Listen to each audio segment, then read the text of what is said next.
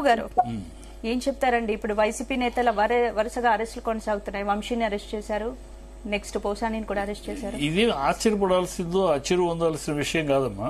ఎందుకంటే ఎన్నికల ముందే చెప్పారు రెడ్ బుక్ అని లోకేష్ బుక్ పుచ్చుకుని మరీ చూపించాడు. మేము అధికారంలో రాగానే వీళ్ళందరూ గుణపాఠం చెప్తాం అవి చెప్తాం అని చెప్పారు. అది చెప్పింది వాళ్ళు ఎగ్జిక్యూట్ చేస్తున్నారు. ఏదో షాకింగ్ న్యూసే కాదు, షాకింగ్ ఆశ్చర్యపోవాల్సింది జరుగుతుందని తెలుసు. ఎప్పుడు అనేది తెలియదు. ఇప్పుడు ఎగ్జిక్యూట్ చేస్తున్నారు. అంటే వైసీపీ హయాంలో టీడీపీని టార్గెట్ చేసిన నేతలను విడిచిపెట్టలేదని సంకేతాలు ముందుగానే అరెస్ట్ జరుగుతుంది అంతే. ఇప్పుడు దీంట్లో ఏంటంటే అరెస్టులు, ఇప్పుడు అతను అరెస్ట్ చేయడంలో అతను మాట్లాడిన కమెంట్లు తప్ప ఉప్ప అవి తర్వాత విషయం, అది కోర్టు నిర్ణయిస్తుంది. బూతులు మాట్లాడేది ఎవరు మాట్లాడలేదు. రాజకీయం ఎలా అయిపోయిందంటే మన దేశంలో అధికారంలోకి రాగానే ఏ పార్టీ అయినా, అది మమతా బెనర్జీ అయినా, అది కరుణానిధి అయినా, స్టాలిన్ అయినా, అది బ్యాంక్ కర్ణాటక అయినా, ఏ రాష్ట్రమైనా ఏంటంటే అధికారంలోకి రాగానే ప్రతిపక్ష పార్టీల్ని ఛేదించడం, వాళ్ళని ఇరకాటంలో పెట్టడం, వాళ్ళని అసలు ఇది దేశవ్యాప్తంగా మొదలైన ఒక రాజకీయ ప్రక్రియ. ఏంటి అసలు ఇటీవల ఏపీలో జరుగుతున్న అరెస్టులను మనం ఎలా చూడొచ్చు? అరెస్టులని నేను ఎలా చూస్తున్నా అంటే, ఈ ప్రభుత్వం అరెస్టుల మీద వీటి మీద పెద్దగా వెళ్ళిపోయి ప్రజలేదో హర్షిస్తారు, ప్రజలేదో దీన్ని ఆమోదిస్తారు అనుకుంటే పొరపాటు, భ్రమ. దీనివల్ల ప్రజలకు సమస్య కాదు. ఇది రాష్ట్రాన్ని అభివృద్ధికో దీనికో పనికొచ్చే విషయం కాదు. ఏదో వ్యక్తిగత కక్షలు, వ్యక్తిగత కారణాలు. నన్ను తిట్టావు కనుక నేను ఇప్పుడు తిట్టడం అంటే ఎవరు తిట్టుకోకుండా ఉన్నారు. ఎవరో శుద్ధ పూసలు కాదు రాజకీయాల్లో. అందరూ తిట్టిన వాళ్ళే, అందరూ తెలుగుదేశం వాళ్ళు. తిట్టడం అంటే లిమిట్స్ క్రాస్ చేసి పర్సనల్ గా లిమిట్స్ క్రాస్ చేసేది ఎవరు ఎంత క్రాస్ చేశారని లెక్క తప్పితే లిమిట్ క్రాస్ చేసి అందరూ క్రాస్ చేశారు. బోషడికి అంటారు లిమిట్ క్రాస్ చేయడం కదా. రోజాని డైమండ్ రాణి ఒక ఆడపిల్లని అంటాం. సో లిమిట్స్ క్రాస్ చేయటం అనే పాయింట్ అందరూ క్రాస్ చేశారు. అందులో ఎవరు ఎంత పర్సెంటేజ్ ఎక్కువ, ఎవరు 70%, ఎవరు 30%, ఈ లెక్క తప్పితే మన రాజకీయాల్లో ఆ స్థాయి పోయింది.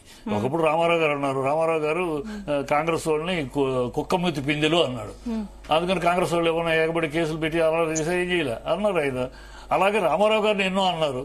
అంటే ఆయన ఏమైనా కేసులు చేయలే, రాజకీయాల్లో మాట్లాడుతూ ఉంటారు, ఎన్ని పట్టించుకోవటం అని వదిలేశారు. అలా ఉండేది ఆ రోజుల్లో రాజకీయం.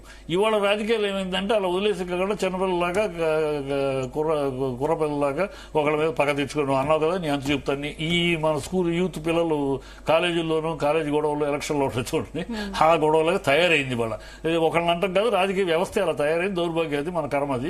అది ఇప్పుడు ఇతను తప్పు ఎంత అనే లెక్క కన్నా కూడా నేను అడిగేది ఏదంటే, ఇది మీరు చేసేది ఇది మీ యొక్క ప్రభుత్వ విధానం కాదు, మీ యొక్క సొంత ఇది కదా ఎజెండా. ప్రభుత్వ ఎజెండా కాదు. ప్రభుత్వ ఎజెండా అయితే ప్రజలు అంగీకరించారు. ప్రభుత్వ ఎజెండా ఎందుకు కాదు? మీకు ఓట్లు వేసింది, మీరే మాకు అవి చెప్పారు, ఈ చెప్పారు, అవి ఇస్తారు, ఈ చేస్తారు అని చెప్పి నమ్మేసాము. అవి చూడండి, ఈ ఎవరిని అరెస్ట్ చేస్తే మాకేంటి, ప్రజలకు ఊడేది ఏంది? ఎవరిని అరెస్ట్ చేస్తే వచ్చేది ఇది, ఊడేది ఏం లేదు. ఇదేదో మీ ఆనందం కోసం మన కష్ట ఆనందం చేయడం కాదు. ప్రజలకు ఆమోదం కదా, ప్రజలు అంగీకరించి, ప్రజలు ఏదో ఆస్వాదించి ఆహ్వానించి ఆహా భలే పని చేశారు, భలే అరెస్ట్ చేశారు అని మెచ్చుకునే కార్యక్రమం కాదు ఇది. అందుకని నేను ప్రభుత్వం కోరేది ఏంటంటే, ఈ జరుగుతానే అన్ని రాష్ట్రాలు అన్ని మంత్రులు చేస్తున్నారు, మీరు చేస్తున్నారు. మీరు మినహాయింపు కాకుండా 40 ఏళ్ల అనుభవం ఉన్న చంద్రబాబు గారు వాళ్ళు చేశారు తప్పు. గత ప్రభుత్వం చేసింది తప్పు, ఇలా అరెస్టులు చేశారు, అవి చేశారు, చాలా దారుణం, పద్ధతులు పరిపాలన కాదు, ఇది పరిపాలన కాదు అని మాట్లాడారు కదా. అది తప్పు అన్నారు కదా. అది చాలా ఘోరము, చాలా విచిత్రరహితమైన ప్రభుత్వము, రూత్లెస్ ప్రభుత్వం అన్ని మాట్లాడారు కదా. అది తప్పు అన్నారు కదా, తప్పుని మాట్లాడారు కదా. ఆ తప్పును ప్రజలు కూడా అంగీకరించారు కదా. తప్పునే కదా మిమ్మల్ని గెలిపించారు. అదే తప్పు మీరు చేస్తే ఔచిత్యమే ఉంది. వాళ్ళు చేసిన తప్పునే మీరు చేస్తామంటే ఔచిత్యమే ఉంది. అదే తప్పు మీరు చేస్తే అంటే వాళ్ళు చేసిన తప్పు మీరు చేస్తే ఒప్పు అవ్వదు కదా.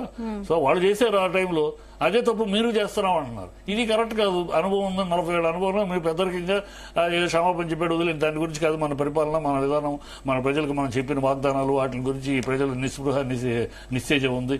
దాన్ని మనం సరిచేయాలి, ప్రజలు విశ్వాసం కల్పించాలి. లేట్ అవుతుంది కానీ జరుగుతాయి అనే ఒక విశ్వాసం, వీటి మీద కాన్సన్ట్రేట్ చేయాలి. అది చేయాలి. అది ప్రభుత్వం చేస్తే సంతోషకరం.